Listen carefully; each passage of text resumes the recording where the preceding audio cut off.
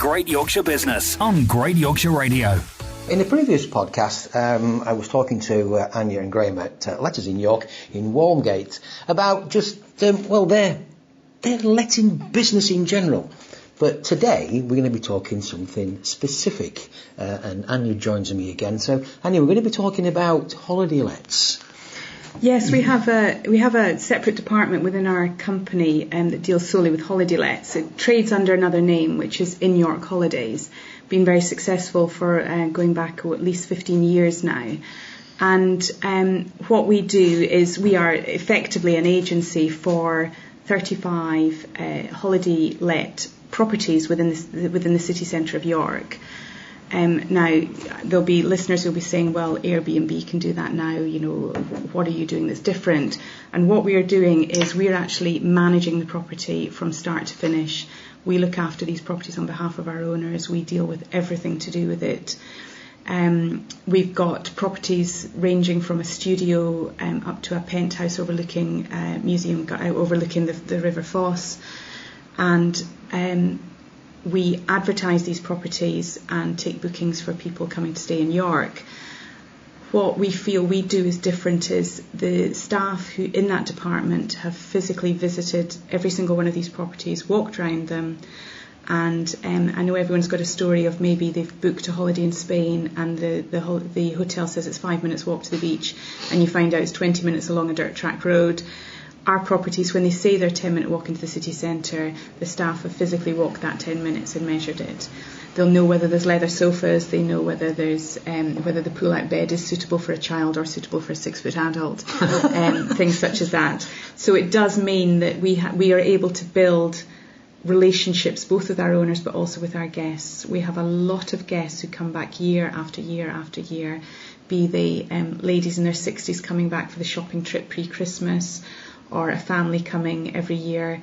We're also able to offer where it's not just holiday lets, but that sort of fairly staid term of corporate lets. We're able to offer short-term accommodation. So whilst our main business is in residential lettings, you'll have people who want to come to York for 4, 5, 6 weeks for business. Mm-hmm. They don't want to take out a tenancy. They can't take out a tenancy, but they don't want to stay in a hotel for that length of time.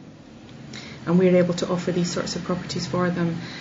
Over the years, we've had some very interesting people come and stay. We have relationships with the local theatres. So when 7 Brides for 7 Brothers were in the Grand Opera House, I believe a few years ago, we had the 7 Brothers staying at a property of ours. And then we've even had the delight over one Christmas and New Year of having Widow Twankey stay from the pantomime, the Grand Opera House pantomime. It's a lovely thing to be able to offer, and I think as our company it means that if I go to see I went to see a landlord the other week who had a 1-bedroom property in the centre of York, and she couldn't quite make up her mind whether she wanted to go to rent it out to a long-term tenant or rent it out to a holiday let company as a holiday let. And I do feel as a company we're one of the few, if not the only companies that are able to sit down and go through both the practicalities and the legalities of them, because they are very different. I was just going to ask you that. Is there different legislation for the two things? In terms of health and safety, there isn't probably really, or there isn't really. But in terms of the legal documents that the owners would sign and the guests or tenants would sign, very, very different. And also in terms of how, whilst we are not financial advisors, but how they will be treated both by HMRC and also possibly by the council in terms of their rates or council tax are very different as well. So it's able, and we've actually got one owner in our books who had a property with us as a holiday let and then had it as a residential let for a few years and now has it back as a holiday let as well. Because the other nice thing that some of our owners use it for is if they have the luxury of this being a second home for them as well, then they can let it out and use it, and they have that flexibility. Right, okay. So an owner we have who's a very keen race goer, he lets us rent out the property for about 44 weeks of the year, 45 weeks of the year, but any race meet, he has it booked out. And we're able to offer that flexibility. The national holiday letting companies, from what I believe, it has to be an all or nothing. You either have your property with them and they do all the bookings, or you don't have it with them. It's as simple as that. And what we're doing is offering a personalised service. So depending on what people want, we can take the bookings, we can look after the property. If there's a chip in your teapot, the staff will go out and deal with it. And the final thing one of the final things for the holiday lets, again with the likes of Airbnb and some of our main competitors, and the market has changed so much over the years. As anybody knows who's used self-catering accommodation, you didn't used to be able, you had to go and get a brochure from a local travel agent. Nowadays you go online and you're bombarded with booking.com, Airbnb. If anybody does want to rent out the property as a holiday let, not only have you got the legislative side to deal with the health and safety, the compliance, you've got to somehow work out how you're going to get the bedding changed, the house is cleaned in between. Again, we take that headache away from the owners. We have 3 teams of housekeepers who go to every property in between each let, clean it from top to bottom, change the bed linen, top up the supplies of tea and coffee and milk, and also, depending on the property, actually meet the guests at the property, a meet and greet service. So some properties have key boxes by their very nature, but you walk around the city centre of York, you wouldn't want most of these properties having key boxes outside. It's either not safe, or they're a listed building, or it's not possible. So our housekeepers meet the guests at the property, quickly show them round, give them the keys, and again it just adds to the personalised service. What a great service that is. Absolutely, I'm staggered. I'm in. I'm in. It is one of these things where I think I find that anytime I go anywhere, we were down in Lincolnshire the other weekend, we booked to go to Cornwall a few years ago, you do find that you're becoming very critical of other holiday lets and thinking, yes, sometimes you do pick up good ideas, but a lot of the time you're thinking, hang on a minute, they should be doing X, they should be doing Y. And you come back just knowing that generally on the whole we're hopefully our reviews and our feedback from our guests and our owners is that we're providing what they both want. So, yeah. And Anya, you picked on the health and safety thing. I think I'm right in saying as well, regarding, you described there about the legislation and health and safety. I think I'm right in saying, you may need to correct me on this, but in terms of things like Airbnb, they're not as governed by legislation as things that you're describing, are they? From my understanding, and I hope this will change, and I think it will change because companies similar to Airbnb, as well as them, have not been getting the best of press recently, is that anybody can list the property on Airbnb. They may have some documents to fill in, but they don't necessarily have to provide proof of anything that's been done. That's my understanding. It may have changed, which means that it's very, very easy to put your property up there, take some money, have guests staying, take some money, and then disappear off as quickly as that.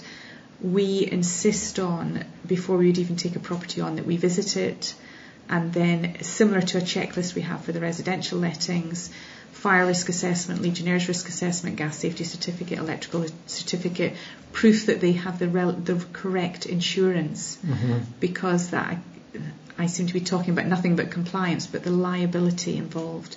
If you had a guest staying and they tripped over a step or they did anything and they wanted to claim on insurance, it's proof that you have the relevant insurance. So we have a checklist, and we're very strict on this. If an owner does not want to provide that, we wouldn't have it on our books. It's more than, we have a reputation to build on and to uphold, and we have to make sure that that is kept the case. So I agree with you, Steve. It is something that I believe that Airbnb and companies such as them will. They're just simply an advertising. They're almost like Auto Trader, where you can put your property up, and they're a middleman in terms of booking, but they're not asking for anything more than that. Yeah, that's what. Yeah, somebody was mentioning that to me some time ago. So your holiday lets, they're within the city of York, then, are they? Yes, we're occasionally we're approached quite often to take on properties on the outskirts of York, and currently right now we decline them. We politely decline them.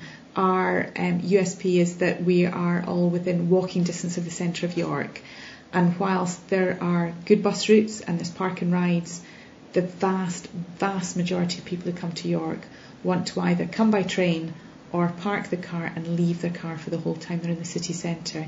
So I think the furthest out property we have is by the racecourse, which is, depending whether you're coming from the races or not, is either a walking or a staggering distance into town. Yeah, it's either 10 minutes or half an hour. Depending how exactly you are and whether you've got high heels on or not. But they're all within that. And we regularly ask our guests, and they all want that. They want, even a 15-minute walk into town. Some of them say, "Oh, have you got anything a little bit closer?" Wow. So the east, west, north, and south, and as I say, ranging from houses to flats to penthouses. But it means that there are ones to suit everybody, and some side by side. So that if there was a bigger family or families coming, we quite often have families who are coming for weddings. So again, if it's a family of 5, it's a very expensive option to come to York for a wedding and stay in 2 or 3 hotel rooms. If they can have a property for a long weekend and make a little holiday of it, then all the better. Works, okay. So if somebody's out there and they're looking to come and enjoy some time in the wonderful city of York and would like to come to one of your properties, how can they get in touch? Our website is InYorkHolidays.co.uk. and our telephone number is 01904 632 660.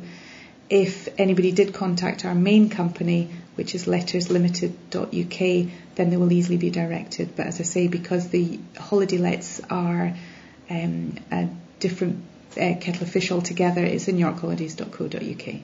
Brilliant. Look, thanks for joining us today and sharing that valuable information. Great Yorkshire Business on Great Yorkshire Radio.